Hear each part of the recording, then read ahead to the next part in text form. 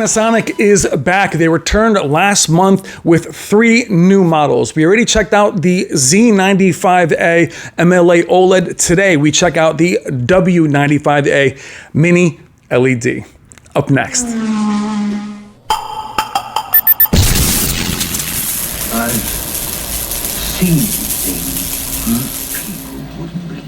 Hey, what's up guys? I'm Brian. This is Tech Therapy. Thank you so much for joining me as we check out the Panasonic W95A Mini LED. I've already thoroughly covered the Z95A MLA OLED. We'll also be looking at the Z85A, which is a W OLED. But the Mini LED from Panasonic is fascinating as they are known for their plasmas of the past as well as their OLEDs in the present. Without further ado, let's check out the W95A Mini LED. Thank you so much for watching.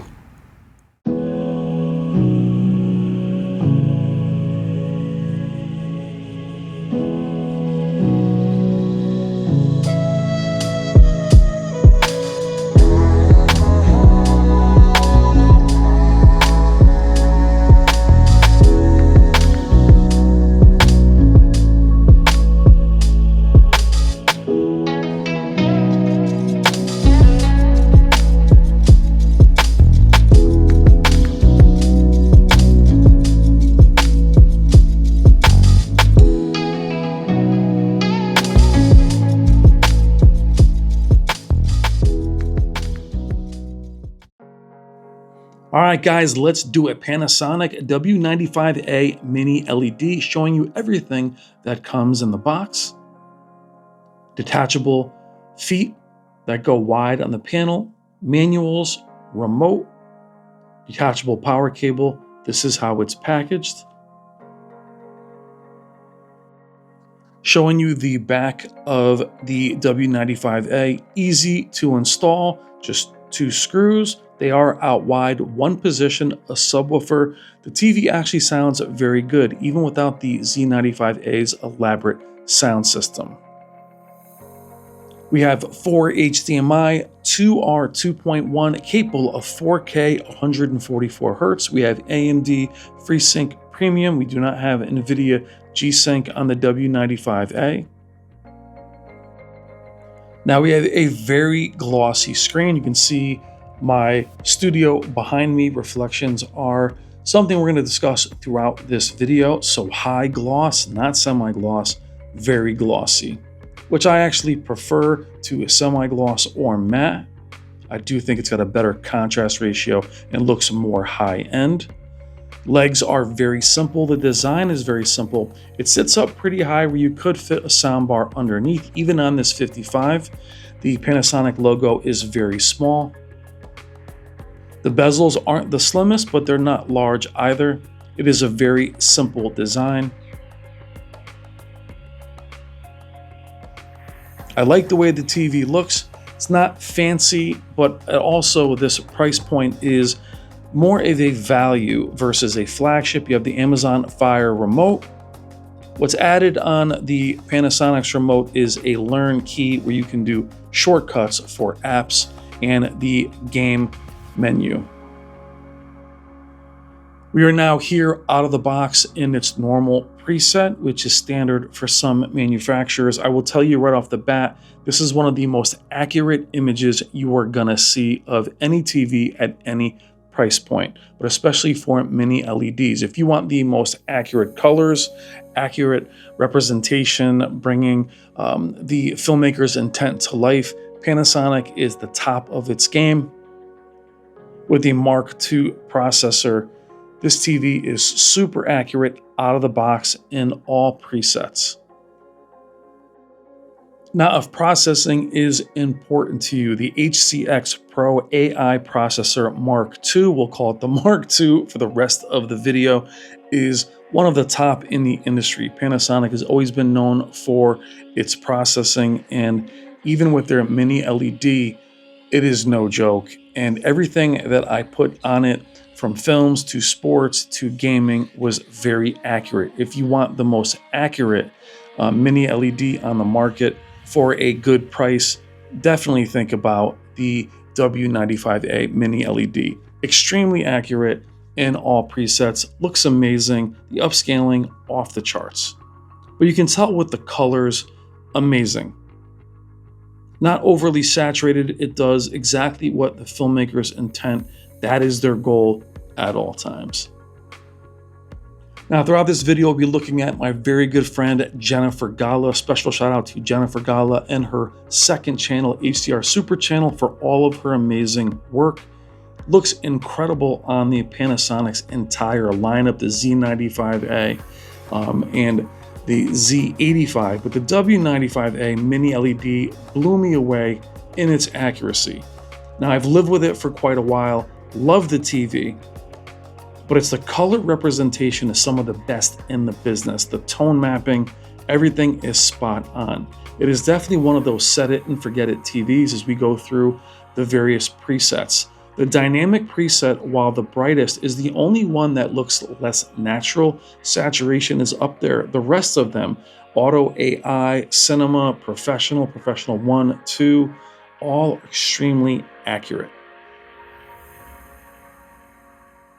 This is more of a first look only because it's the 55-inch. I plan on having the larger sizes in for full review. However, can easily recommend the W95A mini LED as, again, the most accurate, probably mini LED this year at this price point.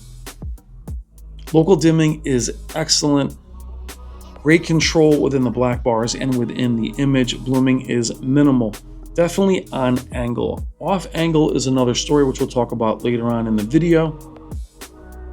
But for right now, dead center, excellent local dimming. I only expect it to be better on the larger sizes, meaning there's also a 55, 65, 75, and 85. For this 55, you're just over $1,000. Its competitors would be the Bravia 7, Hisense U8N, and I put it against any of them. As far as accuracy, to me, it's unmatched how accurate it looks out of the box and the different presets.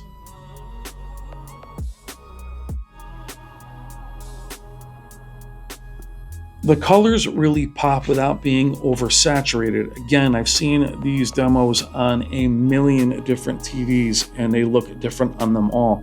I've ever seen them look as accurate as they do here. We're checking out local dimming. This is a punishing demo.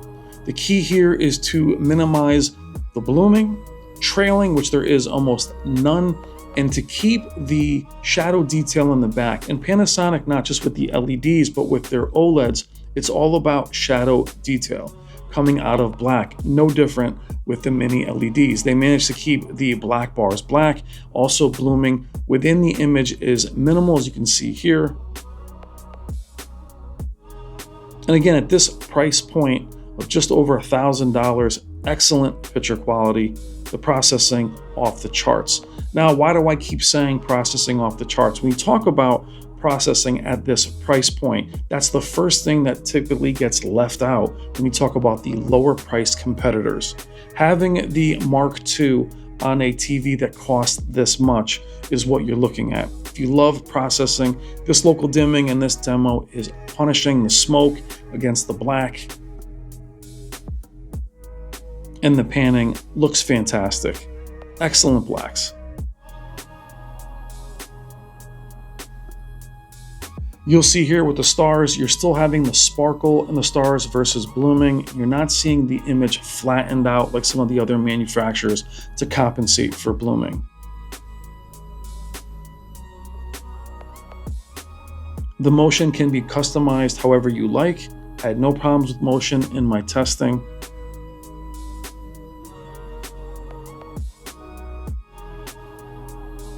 And as you can tell, we're throwing all kinds of content at this display. Checking out SDR. Now throughout the video, we're going dark room, bright room. We have windows. Where you see the heavy glare is when it's during the day. And probably the biggest drawback of the W95A is that glossy screen can hurt it at times. And while it's accurate, Color reproduction off the charts. They're one of the few that uses 3D LUTs. They have their own reference monitors that they create, Panasonic. They also own their own studios. The biggest weakness of the W95A is it's not super bright. And having a TV or a mini LED that has very high glare, very glossy, but not super, super bright, is kind of hard to recommend in a bright room. Now, there are windows in this room, and throughout this video, you'll see it reflect and you see it not reflect. So the TV has amazing tone mapping. I'm going through the settings here, showing you the ability to change it. The black expander is what you would see like a dynamic contrast in other manufacturers. There is a good ability to change the tone mapping, though the processor, the tone mapping is very accurate. Again, colors very accurate.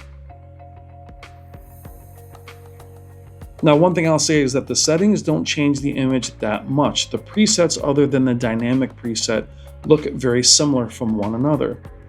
Meaning, if it is a TV that you want, that accurate image, director's intent, this is the choice for you. However, if you want that very poppy, saturated, crazy vibrant, crazy bright, the W95A might not be for you.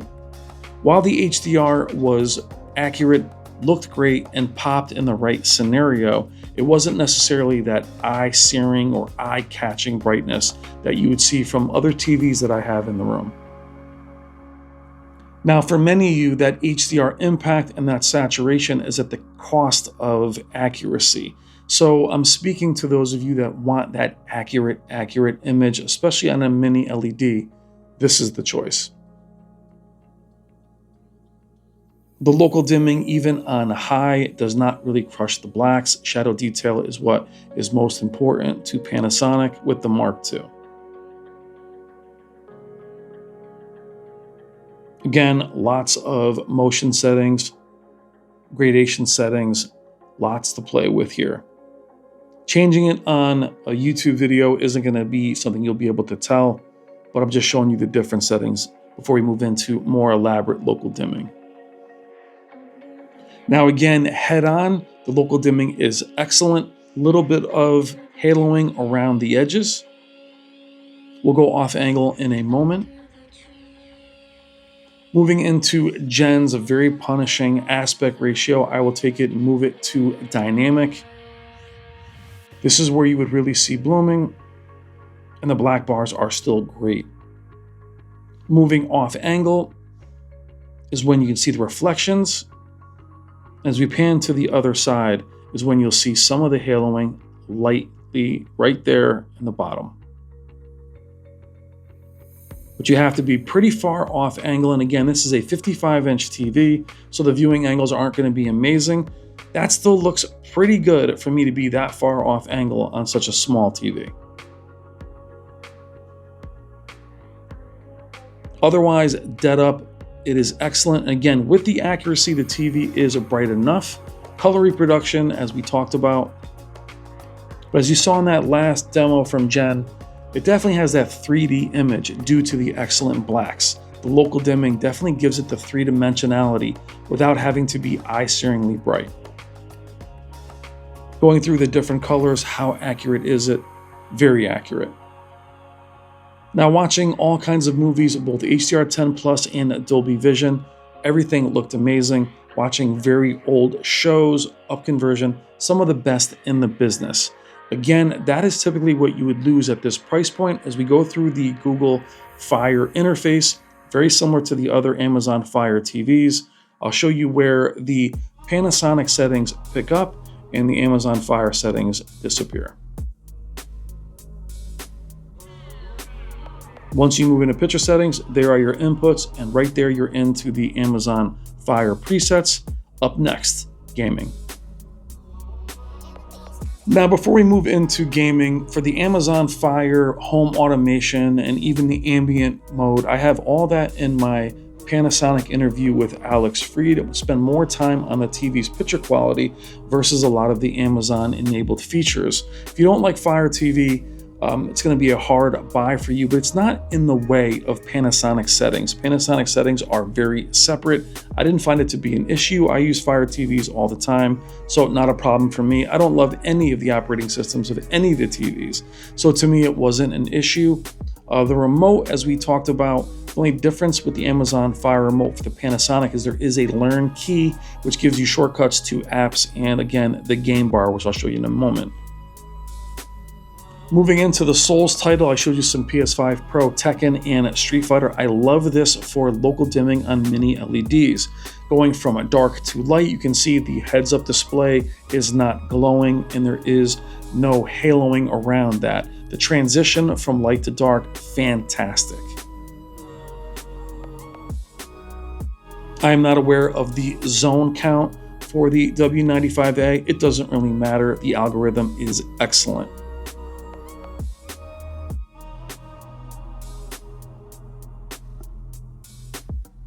Moving into Astrobot is a very colorful and cute game. And though it isn't super saturated game mode, it does these cartoony games like you saw with Street Fighter, and now this title still look fantastic. Again, if you want a more cartoony image, there isn't a ton of flexibility in the game mode, which I'll show you momentarily. Now, Panasonic's game board is not easy to get to. You have to click the settings. However, you can shortcut it and go right to it. And if you go into True Game, it's more readily available. You do have a gorgeous game mode. The drawback for the game mode on the Panasonics in general is flexibility of image. The tone mapping, though I will show you in the clouds, does change, hard to see on camera. The game mode is kind of what it is. You can't make it look much more vibrant or much brighter. I can show you the difference in tone mapping. But again, tone mapping for them is all about accuracy, even in game mode. As I switch on and off, you can't really see it as well as I see it in person. You have the ability to see what the TV is doing, all the information. The main two pictures modes are True Game and Game. You can go into the other presets right out of the game board. However, you'd have a higher input lag. Again, they both look good. True Game is more accurate. And even though the TV is not eye-searingly bright, the specular highlights are very visible. Again, at this price point, I keep bringing this up throughout other videos, the game mode is crystal clear and very detailed. So a ton of detail on even upscaled 4K versus the other options from other competitors at this price point where the game mode can be a little smeary and will be trying to do too much. It's not as clear as the big three. And with Panasonic back in the US, it is definitely the big four. As we move into the NVIDIA control panel, 144 Hertz, right there, no enhancing HDMI, no changing anything on the inputs. It's ready to go, no dropouts the entire time that I played it. Though we don't have NVIDIA G-Sync, we have AMD FreeSync Premium. So VRR is great, no screen tearing whatsoever. There is the information, 144 Hertz. I'll also show you that the 144 Hertz from Steam's frame counter at the top. Now 144 Hertz is so smooth, especially coming from the PS5 Doom 2016, over 200 frames maxed, nightmare settings, everything looks fantastic. Again, accurate colors, gorgeous image. And the fact that they're adhering to the filmmaker's intent or here game maker's intent, Doom looks more real than on other displays where it's more cartoony. You have to decide for yourself if you like that or not. Now again, just like the presets in the PS5, the game mode kind of is what it is. To me, that is a bit of a drawback, that the flexibility of image for gaming is not something you can really change. They look to be accurate kind of at all times.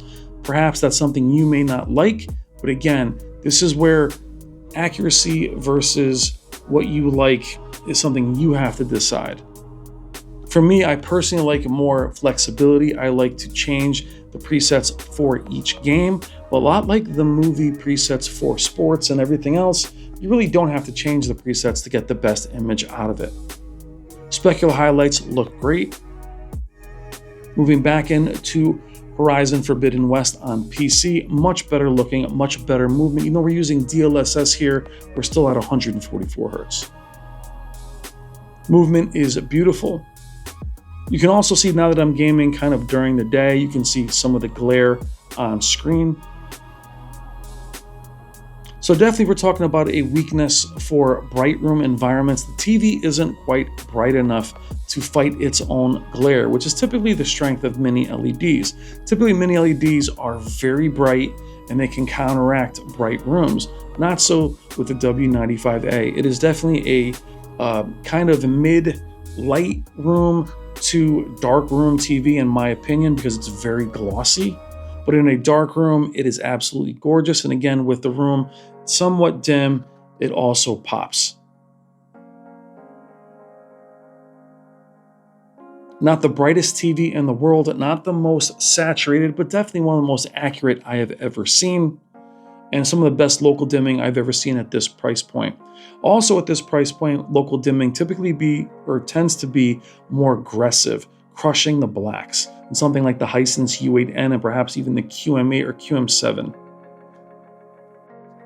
Now, in closing, the Panasonic W95A is an easy recommendation for the right environment. It needs to be in a bit of a darker room or mid-room. If you have a lot of windows, you might have a problem with the glare, as you can see here.